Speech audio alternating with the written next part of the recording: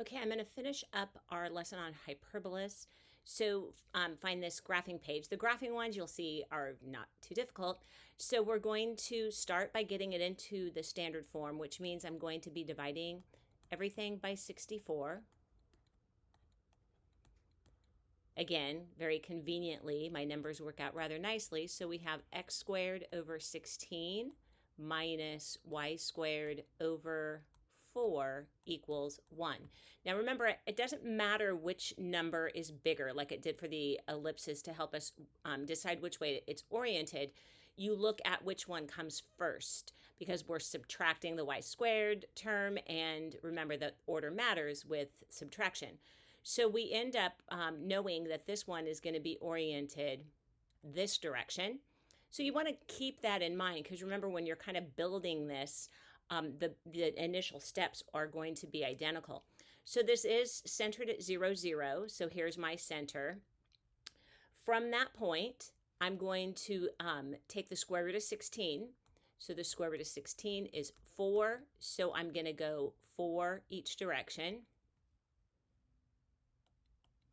And then in the y direction, the square root of 4 is 2, so we're going to go 2 each direction from my center. And remember then, we're going to build this rectangle. Now, if this had been an ellipse, then I would be drawing my ellipse instead of drawing this rectangle. Okay, then we know that we have our asymptotes, which that is not where they go.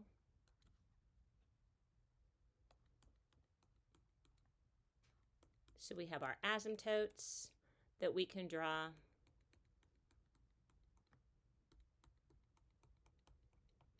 And this is why I say, think about which direction it's going.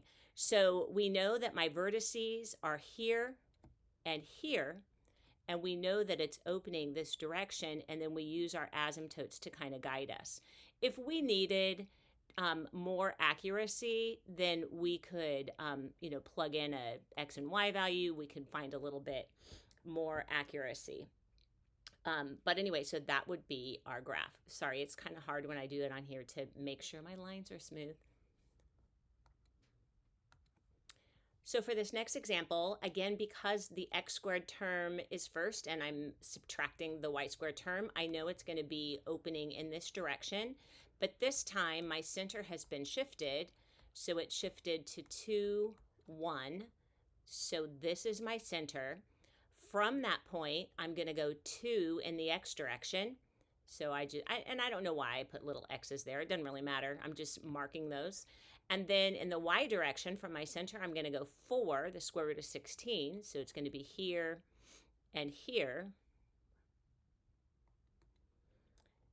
And those are the dimensions of this rectangle that I draw.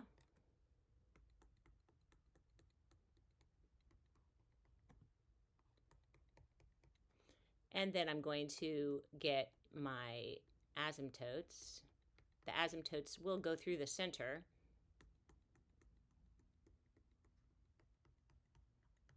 And then I've already thought about which way that it opens. My vertices are going to be at 4, 1, and 0, 1. And then I'm just going to draw this in.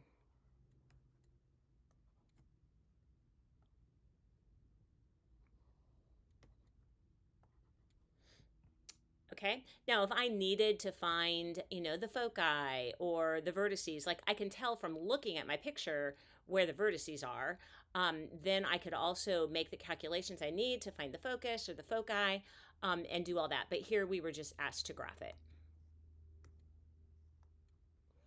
So for this one, we were also asked to graph it, but we got some work to do first. So when I take a look here, I know I'm going to have to complete the square twice, one for the x's, one for the y's.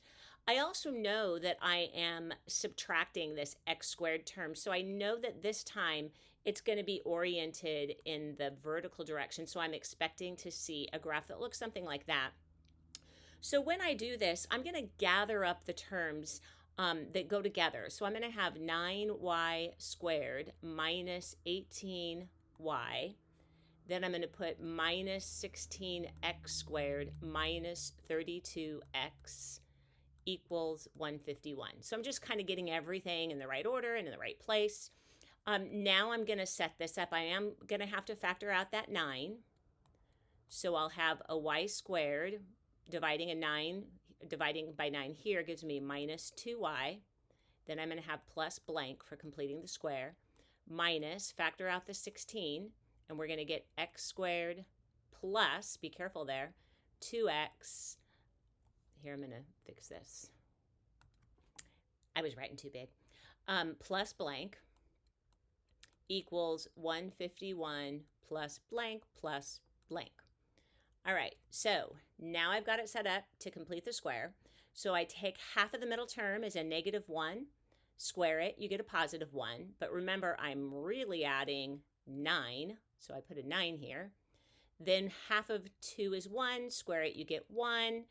But I really added a negative 16, so I'm going to have to add a negative 16 here as well. All right, so what do I have now?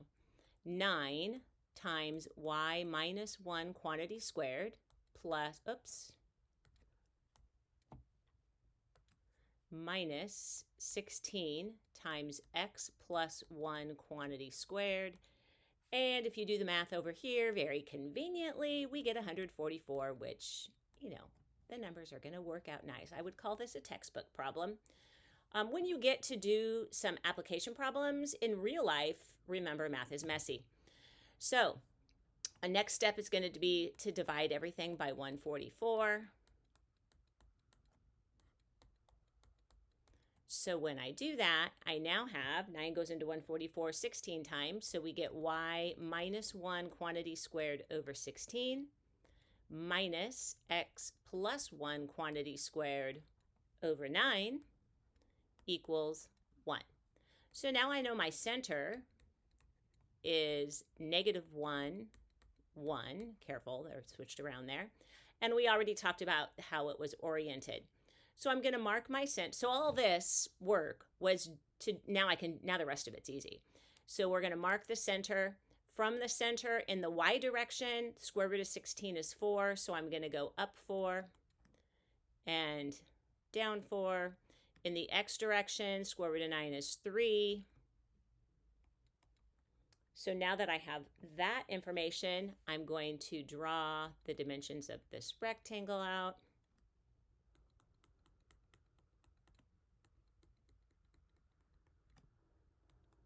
Draw in my asymptotes, which, by the way, if I needed to find the equations of the asymptotes, remember it would be easy once I graph it, because it's just you can find the slope. But we also have those formulas, so you can do that. Then I've already thought about what it looks like. So here's my vertices, and I'm going to draw this in. My other vertex is at -1, -3. So I draw that in.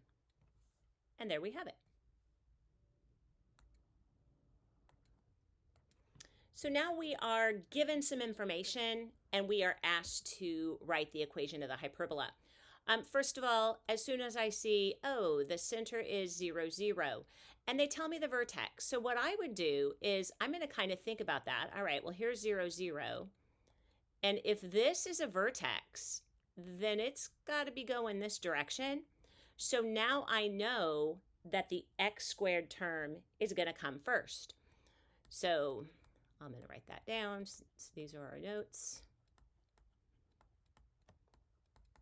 Now, obviously, there's another branch on the other side, but this was just to kind of help me decide, what formula am I going to use? So I'm going to have x squared over something minus y squared over something equals 1. Well, I already know now that this is 3, and it's in the x direction, and 3 squared is 9, so I know that that has to be a 9. So now I have to figure out this value. Well, we're told the focus. And if you look back at your formula for the focus, you'll see that the focus, or the foci, is plus or minus c, 0. Well, it's a 5. And we also know that c squared equals a squared plus b squared. So c squared would be 25. And we already know that a squared is 9 plus b squared. So then b squared, 25 minus 9, is 16. Now notice I don't even need to know b, even though it's 4. I just need to know what to fill in here because I was just asked to find the equation. And that's it. So I used kind of the idea, a little sketch of partially of the graph just to kind of help me work out the details. All right, so on this next one, write the equation of the hyperbola. All right, so we're doing that. And this time I'm told the foci. So if I take a look at those values, so one foci is here, one foci is here. So now I have some information. Now I know that somehow my graph goes like this. So I know that in this case, the y squared term is going to come first. I also know that this right here has to be the center because it would be the average of those two foci because it's symmetrical. So I know my center is 0, 0. And I know it's oriented in the vertical direction, so the y squared term comes first. So y squared over something minus x squared over something equals 1. All right. So we also know that they give us this interesting thing here. So using this and doing a proportion, I know that 2c equals 3a. Well, 2c, we know c is 6, so 2c is 12. So I get 12 equals 3a, so a is 4. And the a value, remember, goes underneath the first term, so a squared is 16. From there, again, we know c is 6. We know that c squared equals a squared plus b squared. So c is 6, so c squared is 36. A squared is 16, which means b squared has to be 20, because we're just going to subtract 16 from 36. I don't need b, even though it would be the square root of 20 or 2 root 5. So if I needed it to do a graph, I could use that. But here I just need the b squared value. And so this would be the equation of my hyperbola.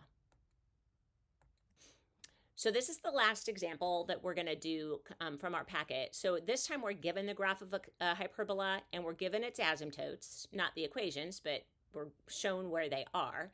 And we're asked to find the equation. So notice here that we actually we know the center is -1, -2. We also know the direction that is oriented tells me then that I'm going to have y plus 2 quantity squared over something minus x plus 1 quantity squared over something equals 1. So I kind of, sometimes it can be overwhelming, like when you're thinking about what are all the pieces I need to find. So I find it helpful to write down what I know, and then I can fill in the rest later as I go. So I know that this value right here is telling me the value of a. So a is 4. Well, if a is 4, then a squared is 16. So I'm going to put a 16 right here. Then you can use the asymptotes. And we know that when I draw, like when I'm creating this rectangle, the top piece is going to have to pass through that vertex. So using the asymptote that they provided us, I can actually draw in the rectangle.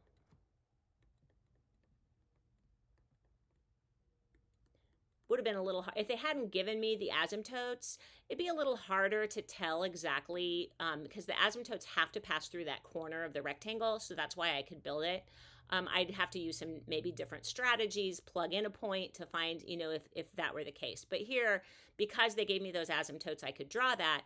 And now I can see that this distance has to be 3, and 3 squared is 9, and that is the equation in standard form of my hyperbola. So that should be enough for you to be able to complete the assignment that I gave you. So that's what you should be working on.